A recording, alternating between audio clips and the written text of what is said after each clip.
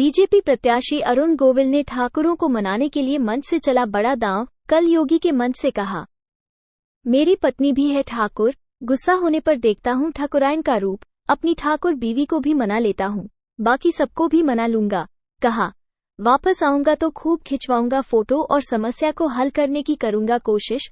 गढ़ रोड का बाहरा है ठाकुर बाहुल्य इलाका, ठाकुरों की नाराजगी दूर करने को चला बड़ा दाव। चल दिया है चुनाव प्रचार करते करते राजनीति में कब क्या कैसे बोलना है अरुण गोविल सीख रहे हैं। अब देखना होगा अभिनेता से नेता बने अरुण गोविल ठाकुर समाज को मना पाएंगे, देखिए हमारी खास पेशकश में।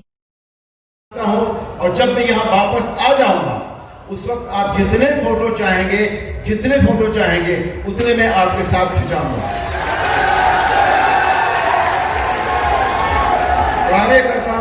कार्यकर्ताओं को भी ये बात कहीं कहीं लगी है कि भाई अरुण जी के पास तो समय नहीं है।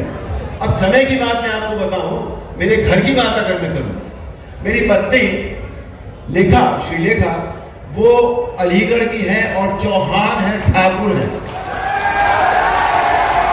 ठाकुर खानदान से है। अब जब मैं घर में कई दिन हो जाते हैं, मैं व्यस्तता के बाद जब उनको समय नहीं देता हूं तो फिर मुझे ठाकुराइन का रूप देखना पड़ता है, तो उनको मैं मना लेता हूं किसी तरह। और इसीलिए आपको भी मना रहा हूं कि इस बात को अन्यथा न ले आप बिल्कुल भी। जब मैं लौट कर आऊंगा तो बहुत समय होगा, आराम से मिलेंगे, बैठेंगे, एक दूसरे का दुख दर्द दूर करेंगे। मैं आपकी सुनूंगा, आप मेरी सुनिएगा। तीसरी बात, एक और बात जो मीडिया मुझसे बहुत पूछता है कि आप क्या मुद्दे लेकर जा रहे हैं अपने वोटर्स के पास, तो मैं उनसे ये कहता हूं कि न तो मैं मुंह खोलता हूं, ना मेरे जो वोटर्स हैं वो मुंह खोलते हैं। कोई बात ही नहीं होती। मैं गाड़ी में जब खड़ा होता हूं तो चारों तरफ से इतने फूल मेरे ऊपर आते हैं, इतने आशीर्वाद मेरे से मांगे जाते हैं, इतने दंडवत प्रणाम मुझे किए जाते हैं कि कहीं किसी डायलॉग की गुंजाइश नहीं है। एक डायरेक्ट कनेक्ट है जो आंखों से आंखों में होता है और उनके चेहरे के भाव मैं देखता हूं, मेरे चेहरे के भाव वो देखते हैं। मैं उनका अभिवादन स्वीकार करता हूं और वो मेरा अभिवादन स्वीकार करते हैं। उनको देखिए, मुद्दे जो डिपेंड करते हैं वो विकास पर डिपेंड करते हैं।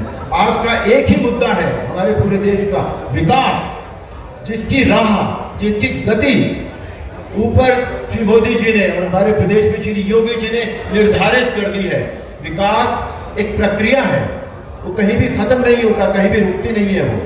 तो जितना मेरठ और हापुड़ लोकसभा में काम हुआ है उसको आगे बढ़ाना वो मेरी जिम्मेदारी है।